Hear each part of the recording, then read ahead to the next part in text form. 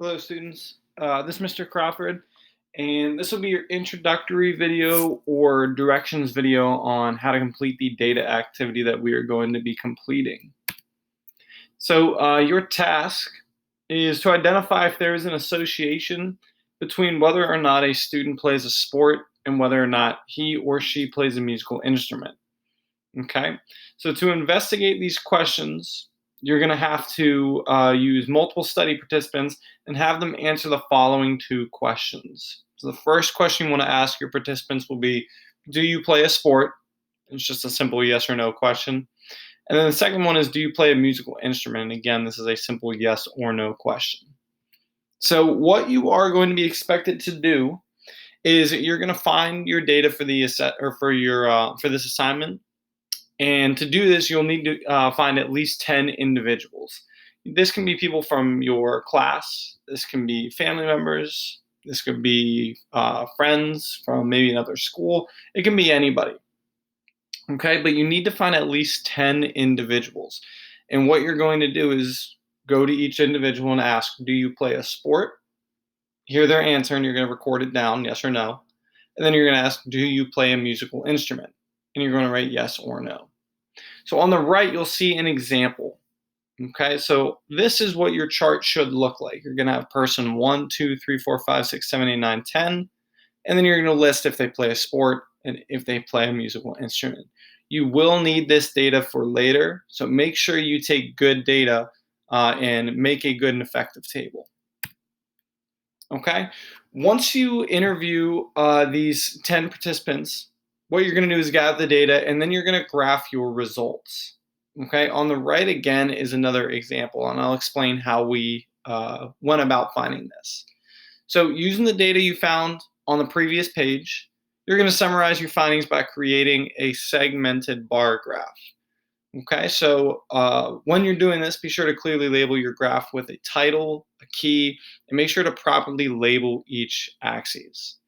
Okay, and you're going to use the link below where it says Graph Maker. You're going to use that link to create this. Okay, so on the right, you'll see there is a title, playing a sport versus playing an instrument, and the axis labels, the number of individuals, and then we have yes and no, along with our key. The yellow represents a sport, the black represents an instrument. So from this data, what we see is there are 6 individuals that play a sport, there are 4 individuals that do not.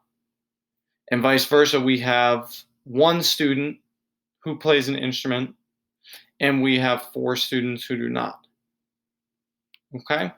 So you're going to gather your data, and then you're going to graph each piece.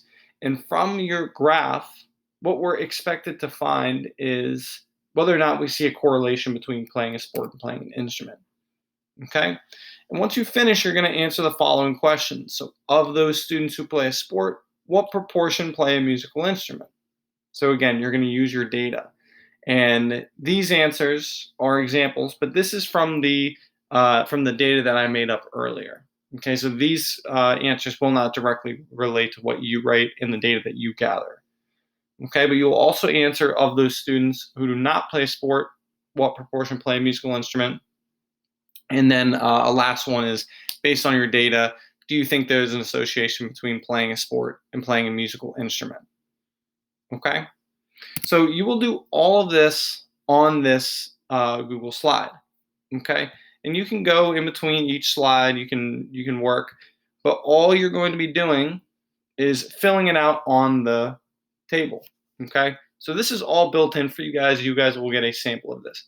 All you have to do is fill in yes, okay, or you can fill in no. Okay, it's very straightforward. All you're doing is filling this in. Okay, and again, as for the graph and the results, you simply just have to click on this link. Okay, and that will bring you to this separate website, okay, where you can create your graph. Okay, so again, you'll just have it right here, and you can create your bar graph on this website. Okay, and then lastly, for this last page, again, you're just answering the questions directly on this page. Okay, so to do this, just make sure you're inputting a text box, okay, and then you can answer as much as you'd like. Okay, you can write whatever you would like. Okay, you don't have to make it a green color like I did. I just did that simply to separate the question from our answer. Okay, so again, please reference this video if you have any questions. If not, have fun with the activity and make sure to do your best to put forth a good product.